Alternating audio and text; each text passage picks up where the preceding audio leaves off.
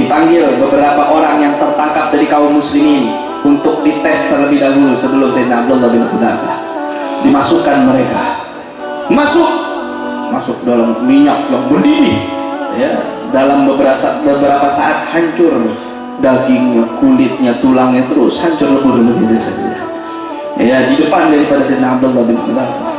Ya, gimana, mau keluar dari agama Islam atau saya masukkan ke situ?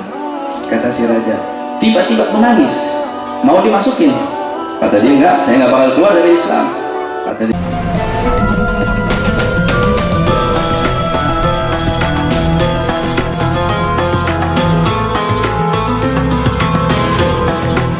ya, kisah yang mungkin tersyhur yaitu Sayyidina Abdullah bin Hudzafah di saat beliau tertangkap oleh kerajaan Rum, ya, saat ditangkap oleh Raja Romawi saat itu. Maka apa yang terjadi?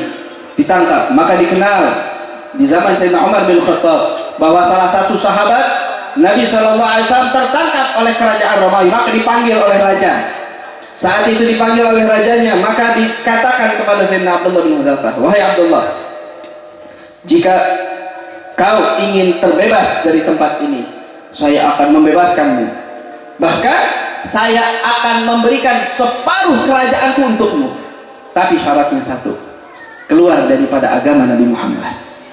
Lihat, dijanjikan setengah kerajaan, ya, bukan dijanjikan followersnya banyak, bukan dijanjikan duitnya banyak aja, bukan dijanjikan akan dikasih rumah, bukan, dijanjikan diberikan separuh kerajaan Romawi, separuhnya dijanjikan.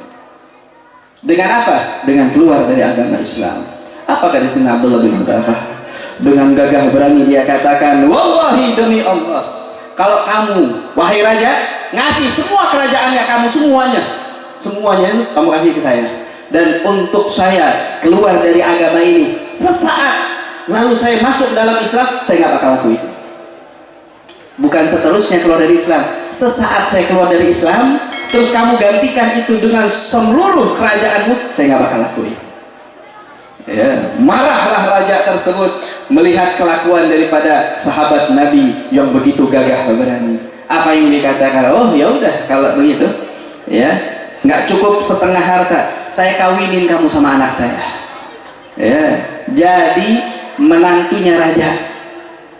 Ya, mau ente kawinin anak, mau dijadiin apa? Saya nggak mau, kata dia.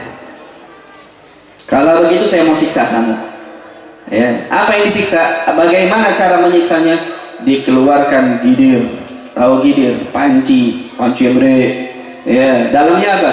Minyak yang sedang mendidih, ya, bukan air yang mendidih, minyak yang mendidih. Ya, dipanggil beberapa orang yang tertangkap dari kaum muslimin untuk dites terlebih dahulu sebelum Sayyidina Abdullah bin Hudzafah. Dimasukkan mereka, masuk dalam minyak yang mendidih, ya, dalam beberapa saat hancur dagingnya, kulitnya, tulangnya, terus hancur lebur begitu saja, ya, di depan daripada Sayyidina Abdullah bin Hudzafah. Ya, gimana, mau keluar dari agama Islam atau saya masukkan ke situ? Kata si raja, tiba-tiba menangis, mau dimasukin. Kata dia, enggak, saya nggak bakal keluar dari Islam. Kata dia, udah, saya mau masukin. Mau dimasukin, tiba-tiba keluar air mata, menangis Sayyidina Abdullah bin Hudzafah. Kata raja, ntar dulu, sini. Wah, ini orang takut udah nih. Ya, ternyata bisa takut juga nih orang. Kata Sayyidina Abdullah, enggak, saya nggak takut. Dan terus kenapa kamu nangis? Saya menangis, saya punya nyawa cuma satu. Andai saja saya punya nyawa lebih dari satu, saya lebih berharap untuk senantiasa disiksa dengan semacam ini.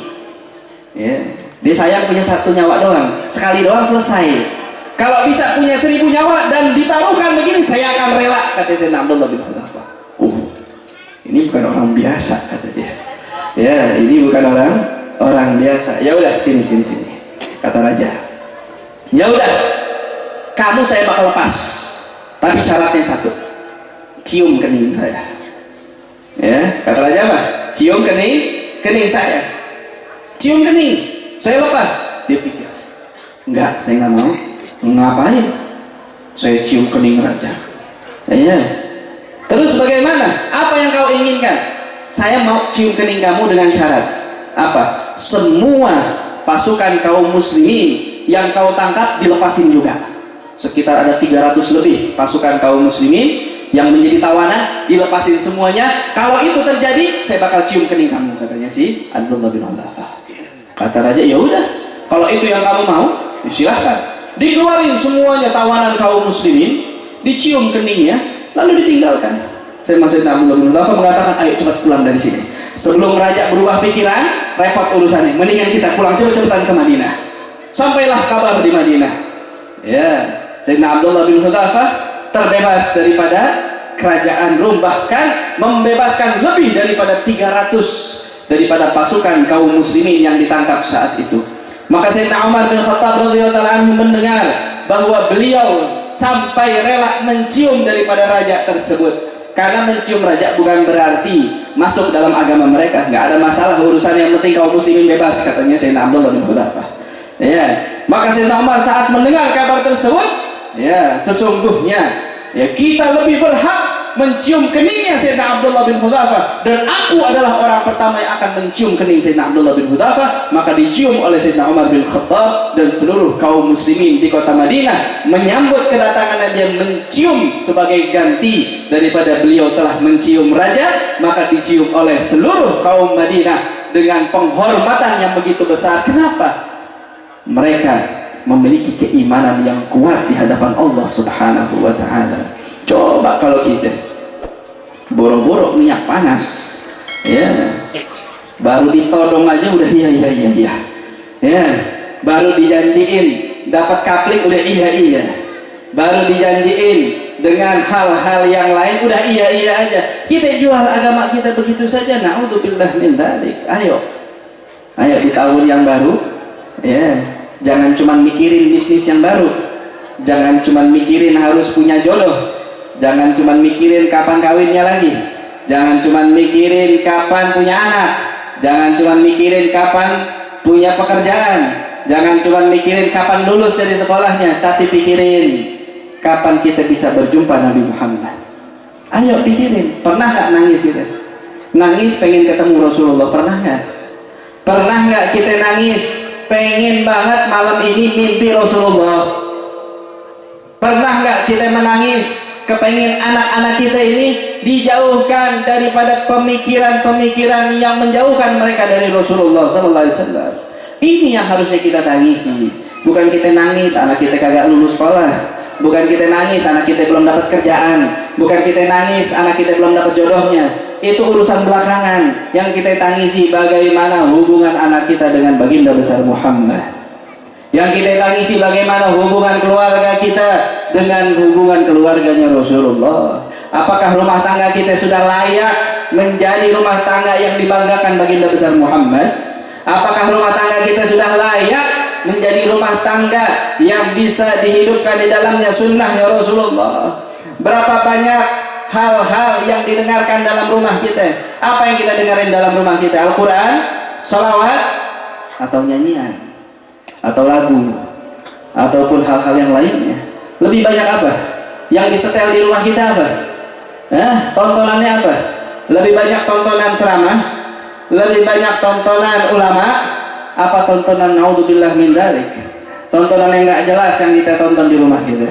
Ya, ayo dengan datang tahun baru rubah rumah kita, rubah sikap kita, rubah jiwa kita, dekatkan diri kita kepada Rasul sallallahu alaihi wasallam. Insyaallah dengan majlis-majlis semacam ini, dengan duduknya kita dengan para ulama, dengan mendekatkan diri kita kepada orang-orang yang dekat dengan Rasul sallallahu alaihi wasallam, semoga Allah Subhanahu wa taala mendekatkan diri kita kepada baginda besar Muhammad sallallahu alaihi wasallam, menghapuskan segala dosa-dosa kita, menghapuskan segala kesalahan-kesalahan kita, dan insya Allah di hari-hari yang berikutnya Allah lebih baikkan jiwa kita, lebih baikkan lagi kehidupan kita, dan Allah rubah setiap keburukan yang ada dalam diri kita, dan semoga Allah Subhanahu wa taala memudahkan jiwa kita untuk lebih cinta kepada Rasul sallallahu alaihi wasallam, dalam menghidupkan sunnahnya baginda besar Muhammad sallallahu alaihi wasallam, dalam mencintai jiwa kita kepada sosoknya Rasul sallallahu alaihi wasallam, keluarga kita lebih dekat lagi kepada sosoknya baginda besar Muhammad sallallahu alaihi wasallam,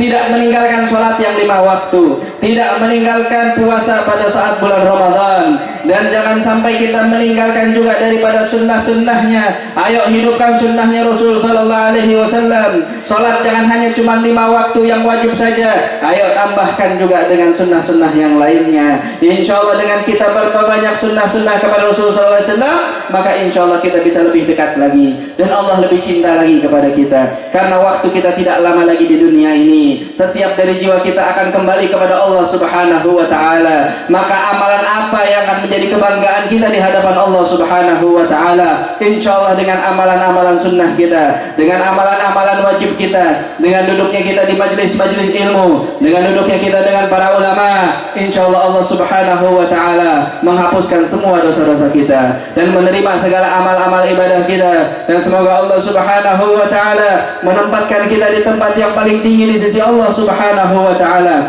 mendapatkan naungan baginda besar Muhammad sallallahu alaihi wasallam di padang mahsyar, dan semoga Allah Subhanahu wa taala memberikan kepada kita keselamatan di dalam sirat, dan semoga Allah Subhanahu wa taala memberikan kepada kita daripada telaga kautsarnya baginda besar Muhammad sallallahu alaihi wasallam, dan terakhir kita mendapatkan daripada masuknya surganya Allah Subhanahu wa taala dalam surga Firdaus al-A'la bersama baginda besar Muhammad sallallahu alaihi wasallam. Amin ya rabbal alamin. Wa sallallahu ala sayyidina Muhammadin nabiyil ummi wa ala alihi wa sahbihi wasallam. Walhamdulillahi rabbil alamin. Assalamualaikum warahmatullahi wabarakatuh.